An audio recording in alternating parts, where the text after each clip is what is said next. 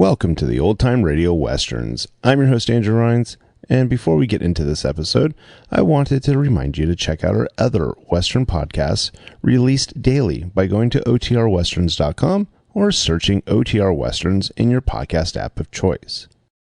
I also wanted to invite you to check out our other podcast channel releasing non-Western shows by going to otnetcast.com or by searching OT Netcast in your podcast app of choice. Now let's get into this episode. This episode is going to be The Lone Ranger. Original air date is September 26, 1945, and the title is Love Thy Neighbor. Hope you enjoy, and thanks for listening.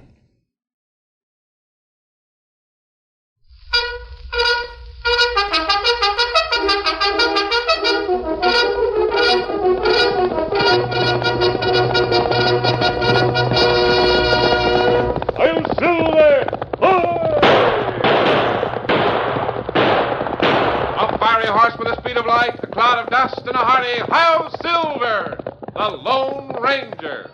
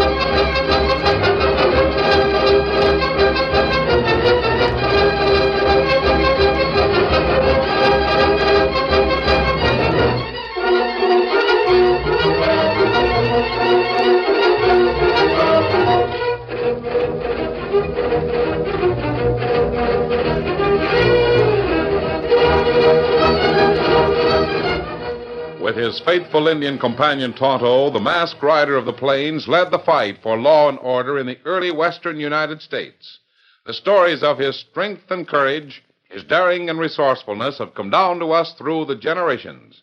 And nowhere in the pages of history can one find a greater champion of justice. Return with us now to those thrilling days of yesteryear. From out of the past come the thundering hoofbeats of the great horse Silver.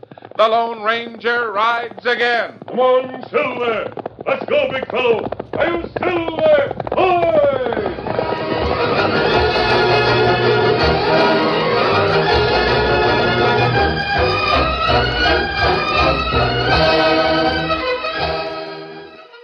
Chad Morrison was a fretful patient as he sat with an injured foot propped up on a chair in front of him and stared impatiently through the window of the Crossbar Ranch house toward the break in the distant trail which indicated the entrance to his spread. Finally, his wife Dora approached his side and spoke. Come now, Chad. Tain't no use sitting there with your eyes glued to the trail. Ned Grayson will be coming back with the boys in his own good time, and he'll bring our money back safe and sound. We can trust Ned. Who said I didn't trust him? But things can happen between here and Bighorn, especially when a man's carrying a small fortune in cash. Chad Morrison, I've never seen the likes of you. When we don't have troubles, you sit around and worry up some. Why, you're lucky to have a friend like Ned Grayson. I guess you're right, Dora. Ned's the right sort of neighbor to have at that. Don't know what I'd have done hurting my foot and all just when the Crossbar had the biggest drive ever, getting several thousand head of cattle over to Bighorn. Of course, Chad. And Ned stepped right in and offered to take charge of everything for you. Sure. But I sort of expected them back yesterday, or at least this morning. Now it's almost sunset. No sign of them yet. But, Chad, Bighorn's nigh under 50 miles from here. And Ned's not one to wear those cattle down to skin and bones getting them there. Now, you just stop your fretting, and I'll help you over to the table. Supper's almost ready. All right. Doggone if you haven't a way of making a man feel like a regular worrywart over nothing, Dora. I reckon Ned'll take care of things all right. Of course he will. Come on now, get up and lean on me. I'd sure feel mighty helpless for a fact if I really had to lean on a little mite of a female like you. But I guess you can help me some. Take it easy now. Consarn this good foot of mine anyhow. Save your breath for a hopping, Chad. Here's the chair. Be careful. Thanks, Dora. You're a right smart little nurse at that. Glad to hear you admit it. Where's Janie? Mrs. Jenkins come by and took Jane to town. They'll be coming home now any minute. Now, Dora, Red Rock ain't no place for a little girl like Janie to go to. All them rough cowpokes and all. There you go again, worrying. Chad, most of them rough cowpokes are friends of yours. And there isn't a man in Red Rock who'd do harm to a 6-year-old, and you know it. Well, I guess you're right again, Dora. But I don't like for Janie to go to Red Rock unless she's with me or you. She's just as safe with Mrs. Jenkins, Chad. Now, you just settle yourself there while I go to the kitchen and... That's them, Dora. The boys have got back at last. Didn't I tell you? I better put on another plate. Ned Grayson will be staying to supper. Yep, Ned and me'll have a lot of talking to do. It's sure a relief to know they're... That must be him now. Let Ned in, Dora. Calm yourself, Chad. I'm going to let him in. Evening, Miss Morrison. I got to see the boss right away. Oh, it's you, Jim. Come in. We thought it was Ned. Good thing you got here. I was beginning to think I'd lost a good foreman. Most of my cowhands to boot. Well, we would have got back sooner, Mr. Morrison, only... Well, there was trouble. What kind of trouble, Jim? Yeah. What trouble are you talking about? Well, speak up, man. Well, I don't know how to tell you. Well, we got the cattle to Bighorn. Go on. Where's Ned Grayson? He's gone. Gone with all your money that was paid for them cattle. Oh, Jim, there must be some mistake. Oh, wait. Now, Jim, say that again and tell it straight. Well, it's true. You can ask any of the boys and they'll bear me out. Grayson went to the bank with the cattle buy to get the money. And he was to meet us at the cafe later. Never showed up. But Grayson's my friend. My neighbor. You must have missed him. Oh, yes. He'll be coming along later on. No, he won't, ma'am. What makes you so sure, Jim? Well, the boys got restless waiting, so I took Hank with me. We went looking for Ned Grayson. Well, Mr. Morrison, Grayson got the money all right and took a train headed for St. Louis that passed through Bighorn half an hour after he collected. He was seen getting on that train. And the cattle buyer had a receipt signed by Ned for all the cattle money. Oh, no. No, he couldn't do such a thing to us. I'm sorry, ma'am, but it's true. Nearly everything we own was tied up in them cattle. Now that low-down, yellow-livered coyote's gone off with the money. Oh, Chad. That was your money, Dora. Janie's money as well as mine. You talk about the fine friends and neighbors we got. Ned Grayson was supposed to be our friend. He was one of our neighbors. Oh, Chad, just because... Now, wait, Ned... Dora, wait. I know what you're going to say, and I don't want to hear it. I depend on a friend to do a favor. And he steals nearly everything we got. Well, from now on, we got no friends, do you hear? From now on, we'll have nothing to do with anybody. And you keep our little Janie away from all those smirking, backstabbing neighbors. We'll all stay away. Well, Mr. Morrison, You get out of here. From now on, keep everybody off my spread or you'll be fired. And get out. Get out, I say. Friends. There ain't no such thing. From here on, I'm making my way alone.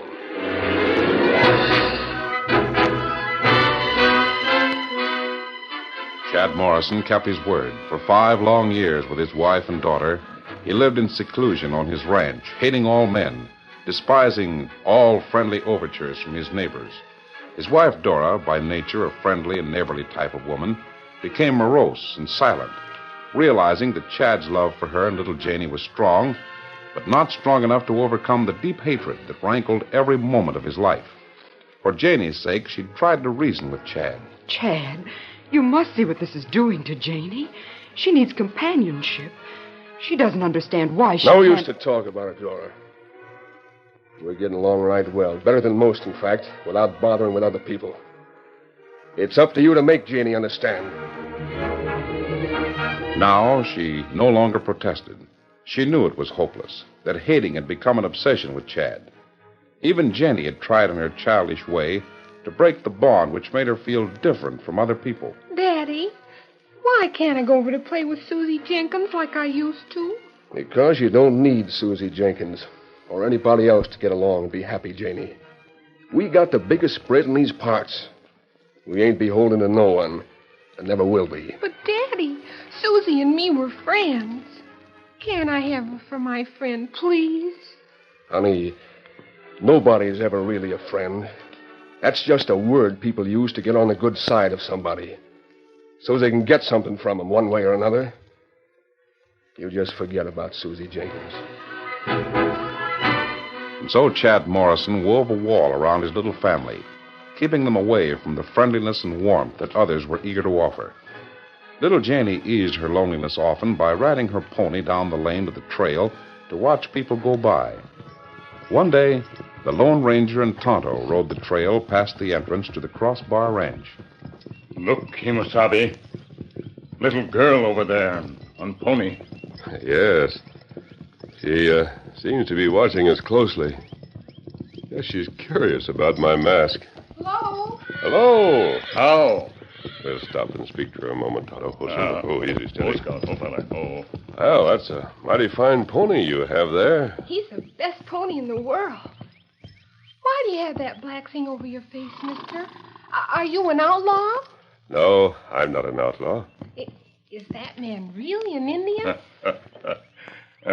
Me, Tonto. Me, Indian. What's your name? My name's Janie. Janie Morrison. Will you stay and talk to me a little bit? I never get to talk to anybody. No? Why not? My daddy don't want me to talk to people. He says all people are bad. Are all people bad, like he says? No, Janie. I haven't found it so. Maybe your daddy was just fooling you. Oh, no, he wasn't. He don't let Mama talk to people either. Sometimes Mama cries because she wants to have people to talk to her. I bet she'd like to have you and Tonto to talk to, too. She'd like you. I do. Thank you, Janie. We're glad you do. Not good. Tell me, is your father's name Chad Morrison? Yes, how did you know? Did you know Daddy? No, but I've heard about him, Janie. I didn't know he had a little girl like you. He's the nicest daddy in the whole world. But, well, I wish he'd let me have a friend. Mama says people should have friends. That's right, Janie. They should. Is Tonto your friend, mister? Yes, Janie, he is. And him, my friend, too. I can make believe you're both my friends, too, can't I? Will you care? We won't mind at all. In fact, we'll really be your friends, if you say so, Janie. Oh, will you? Honest? Oh, thank you. It'll be our secret. Well, I have to go now. Daddy will be sending after me, and he'll find out. Goodbye. Bye. Goodbye. Come on, Silver. Get him up, Scout. That nice little girl, Kemosabe. Yes, Tonto. A very lonely little girl, too. What you hear about her father? Chad Morrison is a self-sufficient, bitter man, Tonto. He was wronged by a friend years ago. Since then, he's turned against everybody. That's not good. No, and it's especially hard on his wife and child. Other people want to be their friends, but Chad Morrison won't have it. Someday, Tonto, he may need the friendship and help of his neighbors. Then he'll realize the harm he's done to himself and his family.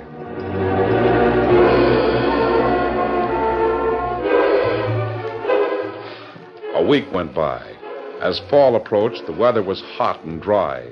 Leaves hung brown and crisp on the trees, and wheat ready for harvesting stood tall and dry in the fields. It was dusk when Chad Morrison, his wife, and little Janie sat down to supper at the Crossbar Ranch house. Consanadora, this hot, dry weather's unnatural for this time of year. I don't like it one bit. I reckon it won't last much longer, Chad. At least a bit of a breeze sprung up this afternoon. That don't help none. In fact, it ain't even good for cooling the body off. It's like a breath out of a hot furnace. What's unnatural mean, Daddy? It means something we ain't used to. Now, you just go on with your supper, Janie. Never mind the questions. Yes, Daddy. As I was saying, Dora, it's hard on the stock, as well as on the crops. I reckon if it keeps up, we'll... Let's see who it is.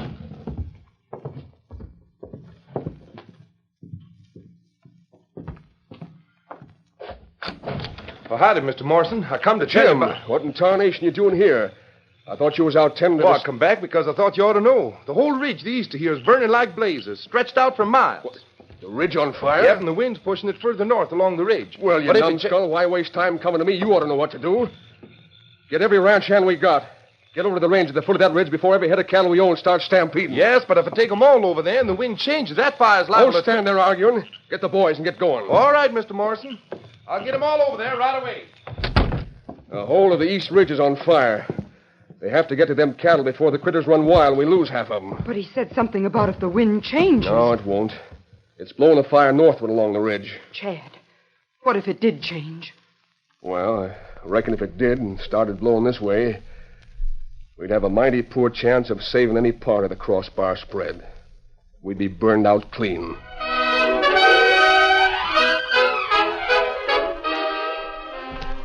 The curtain falls on the first act of our Lone Ranger story. Before the next exciting scenes, please permit us to pause for just a few moments.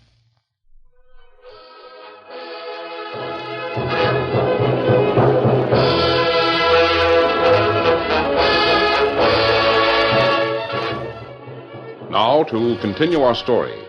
Jim, the foreman of the Crossbar Ranch, went to Chad Morrison with the startling news that a great fire was raging along the east ridge, about 5 miles to the east of the ranch house. Chad ordered Jim to take all the available ranch hands over to the foot of the ridge, where the main herd of the Crossbar cattle were grazing, in order to prevent a stampede. A short time later, in their camp a few miles away, Tonto roused the Lone Ranger, who was sleeping. Kimasabi. Kimasabi. What's the matter, Tonto? Look. Big fire on ridge to east. Hey, that is a big fire. Stretches for miles. Wind blowing it north, long ridge, look like. Yes, Tonto. But the wind should change and blow westward, it would... Saddle Silver and Scout, Tonto. He saddled them already, Kimasabi. Good. Come, Silver. Scout. Steady, Silver. We ride to ridge. Yes, the Crossbar herd is near there. Come on, Silver. Get him up, Scout.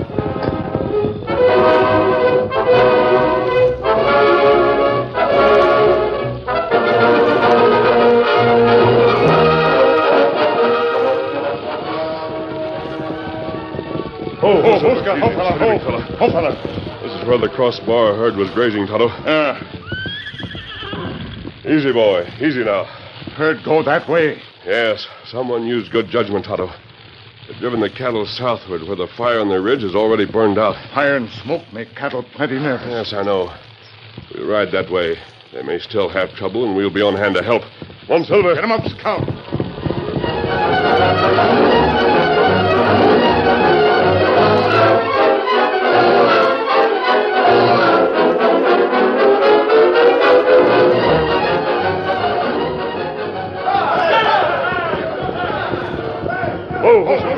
Steady now. The Lone Ranger and Tonto reined up a short distance away and watched the Crossbar cowhands as they strove unceasingly to keep the frightened cattle under control. The foreman's voice was heard above the rest. Keep milling. Don't let up on them, men. Kimasabi. Yeah? That man, foreman, maybe. Yes, come on. I'm going to speak to him. Come, Silver. Come, Scout. Silver. Fella. We came to offer help. Well, thanks, stranger, but the Crossbar don't take help from nobody, and why, you're mad. Now, never mind that now. You need all the help you can get, and we're willing to do it. Jim, look behind you. To the north. The wind's changed. What the... Hey, you're right. Fire's creeping down the ridge to the west behind us. Yeah, right towards the whole Crossbar spread. Chad Morrison will be burned out lock, stock, and barrel if something ain't done to stop it. Listen, Hank, I can't take the men away from this herd no matter what. But we gotta warn Morrison, even if there ain't anything he can do to stop that fire. You go tell him. Get there as quick as you can. Get going. All right, Jim. Get up there. Get up. Jim, how many men are at the ranch with Morrison? Not a dad-blamed one. They're all here. And Chad Morrison needs help, and plenty of it. But see here, Mr. Morrison Tonto, don't want no... go to the South Valley. Get some of the farmers there. I'll ride to the Newton and Hawkins ranches. They have plenty of ranch hands. We'll meet at Morrison's. Hurry. Get up, Scout. You won't get help from either Newton or Hawkins. I'll get their help. But Mr. Morrison raised thunder. There are others in his family who deserve help, regardless of Chad Morrison. One, Silver.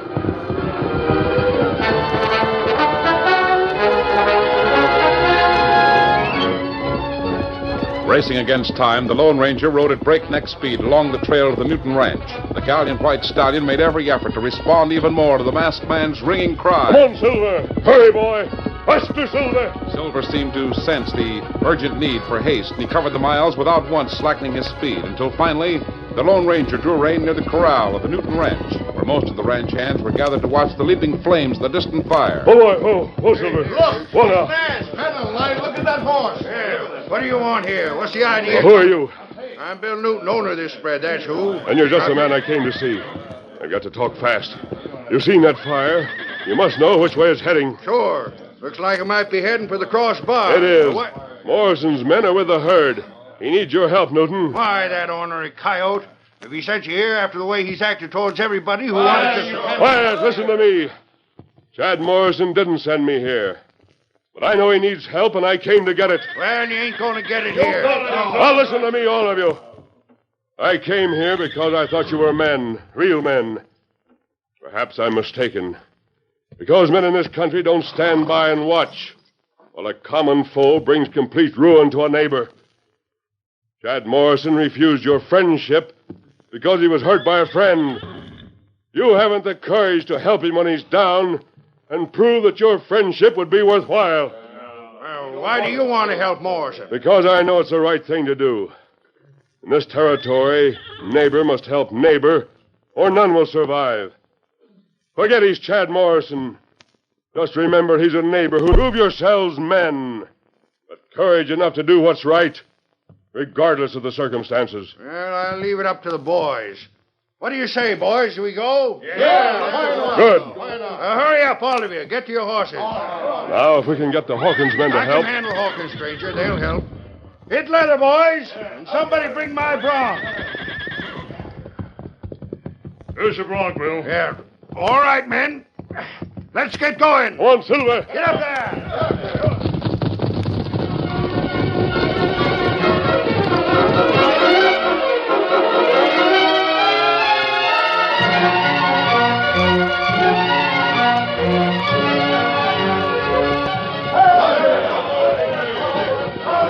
Through the efforts of the Lone Ranger and Tonto, nearly 100 men came to the Crossbar Ranch and were working frantically to stem the onrushing flames. Livestock were taken to safety. Outbuildings were wetted down. A large trench was dug. And the sweating men were ever conscious of the masked man on the spirited white stallion as he moved among them, helping, suggesting, advising. Finally, the Lone Ranger realized that more drastic means would have to be taken. He raised his voice and called to the men. Men, listen to me. Our last resort is to start a backfire at this point. Get torches and... So you're the man responsible for bringing these men here. Well, I didn't ask for help. Quiet, you. Get torches and spread out to the wheat field. Work fast. Now, see here. You can't set fire to my wheat. If the wind changes again, the fire won't get this far. No masked hombre's going to ruin my crops. Get started, men, and hurry. Now, you listen to me. Shut up, you. The fields to the north of the crossbar spread will have to be sacrificed, too. That belongs to Hal Jenkins, and that's all he's got, mister. Go ahead and burn it, mister. I am Hal Jenkins. It is all I got. But Chad Morrison's got a lot more to lose than I have. Tell him to go ahead. Thanks, Jenkins. Morrison, there's something that should start you thinking. All right. Get the torches and start the backfires. Now, hurry. Oh, wait a minute. Who are you? Why did you come in? Oh, Jim. What's happened to the herd? The herd's all right, Mr. Morrison. But I thought you ought to know that Mrs. Morrison and Janie are on the way to the Jenkins farm in the buckboard.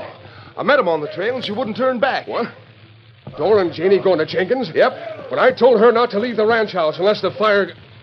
Jim, the big fire will be reaching that trail before long. There goes the backfire all along the line. Jim, what did you say about Mrs. Morrison and her little daughter? Driving the buckboard on the trail, going to the Jenkins farm. Jim, I'm going after him. We'll go together, Morrison. Otto, wait for me at the ranch house. Ready, Morrison? Yes, I'm ready. Come on, Silver. Get up there.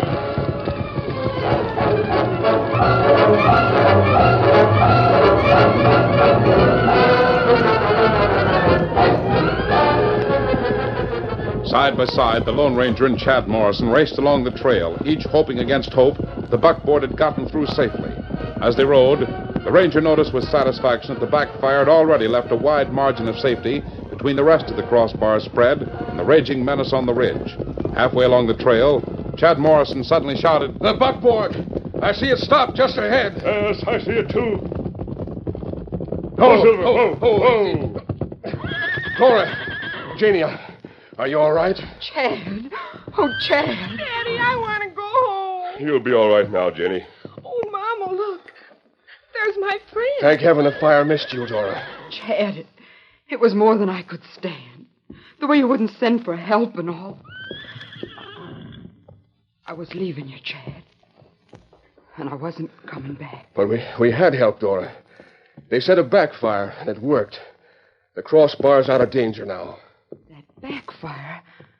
I wondered.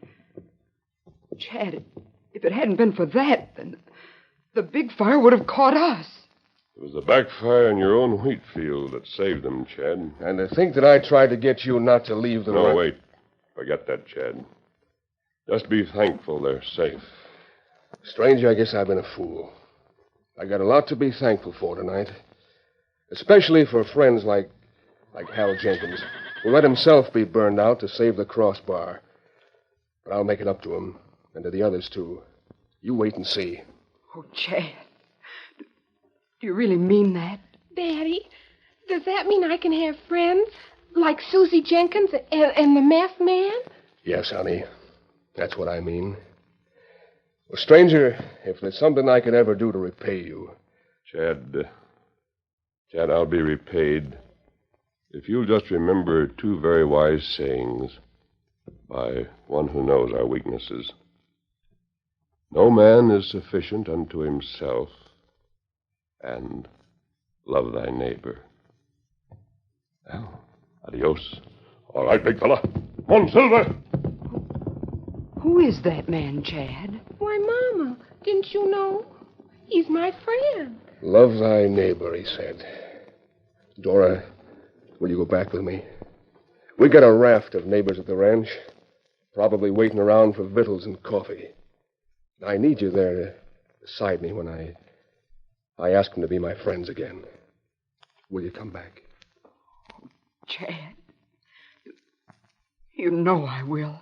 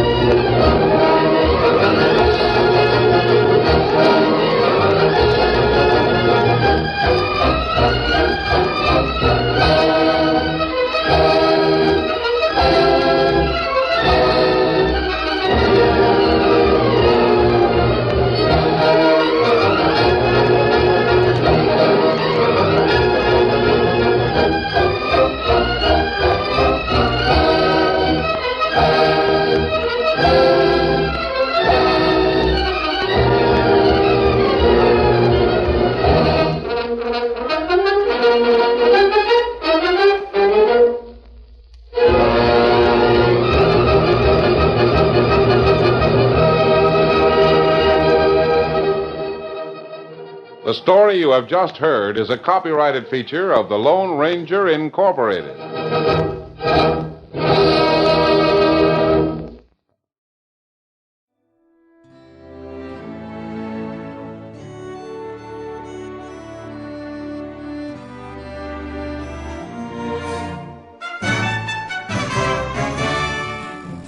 This has been a presentation of OTRWesterns.com, and we hope you enjoyed. please take some time to like and rate our shows in your favorite podcast application. Follow us on Facebook by going to otrwesterns.com/Facebook. Subscribe to our YouTube channel by going to otrwesterns.com/YouTube. And send us an email, podcast@otrwesterns.com. You can call and leave us a voicemail, 707-986-8739. This episode is copyright under the Attribution Non-Commercial Share Alike copyright. For more information, go to otrwesterns.com/copyright. Have a great day, and thanks for listening.